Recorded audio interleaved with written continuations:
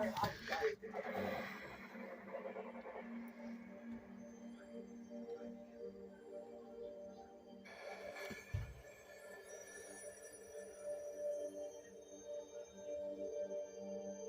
to be almost no attempts by senior Japanese officers to control the behavior of their men. And for that reason, for weeks following the occupation of Nanjing, the city itself essentially became a killing ground.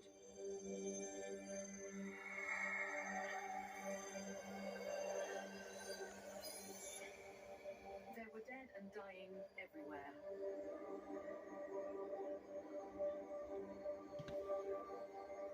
Mitani Sho was a Japanese naval soldier. 相手からそこはいわゆる集団国路ということです。それからさらに、7メーターか800メーター中に入ったところで無人の町にあちらの広場こちらの広場に2人の山があったわけです。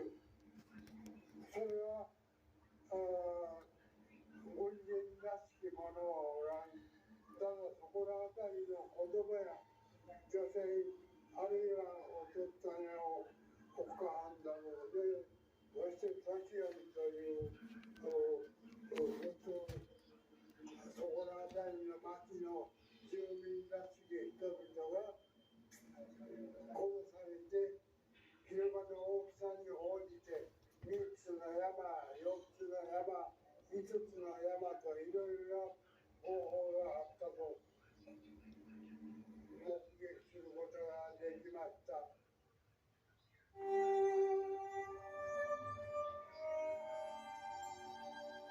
In his diary, Raba, chairman of the safety zone, commented, "It is not until we toured the city that we learn the extent of destruction.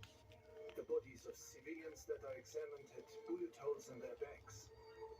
These people had been presumably fleeing and were shot from behind." An estimated 12,000 non-combatant Chinese men, women and children met their deaths in the first few days of the occupation.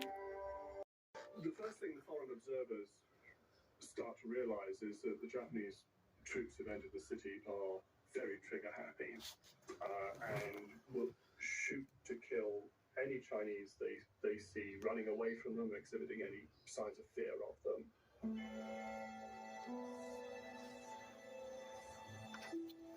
As head of the Red Cross, McGee had to leave the safety zone to rescue the wounded from around the city. Doing so, he encountered the horror of the Japanese army for the first time. A long-haired squad of Japanese soldiers, some of whom were like wild beasts.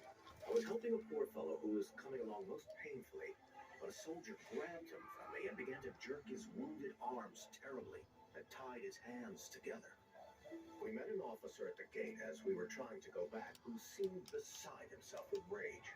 I never saw such a person before. His talk sounded like the barking of a dog, and the looks he gave me would have burned me up if I were inflammable. Thousands of Chinese soldiers who had thrown down their weapons sought refuge in the safety zone. The committee tried desperately to negotiate with the Japanese.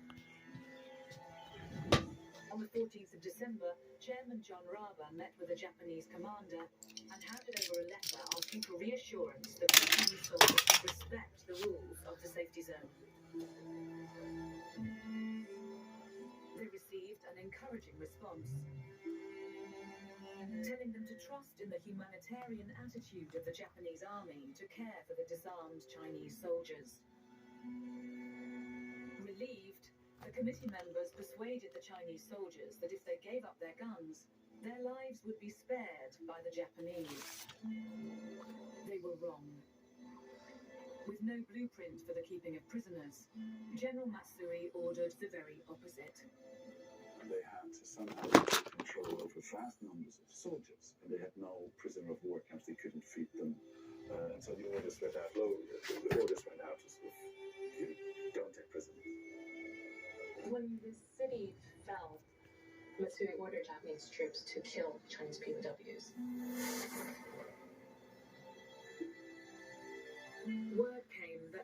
one of the safety zone camps.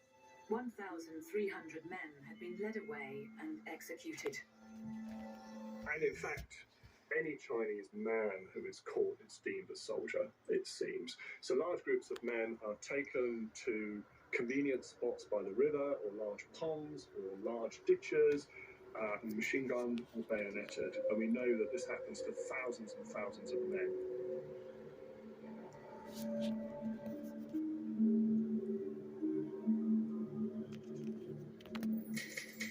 McGee wrote to his wife, I never dreamed that the Japanese soldiers were such savages. It has been a week of murder and rape, worse, I imagine, than has happened for a very long time. They not only killed every prisoner they could find, but also a vast number of ordinary citizens of all ages. Many people were shot down like the hunting of rabbits in the streets. There are dead bodies all over the city. We have a sense that people were essentially hiding, hunkering down in the face of an army that was simply out of control. the killing continued to the elderly, women and children.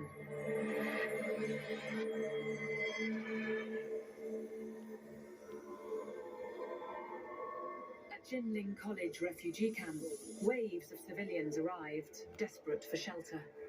Vautrin wrote, Wednesday, December 15th.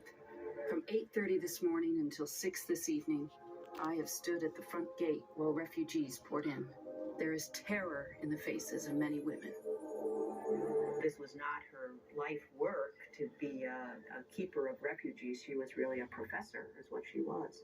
But under this very unusual circumstances, she was the one who took the stand and was willing to stay there, even though she knew that her own life would probably be in danger. Conditions continued to decline at Jinling College camp as the numbers swelled from 3,000 to 10,000. And across the safety zone,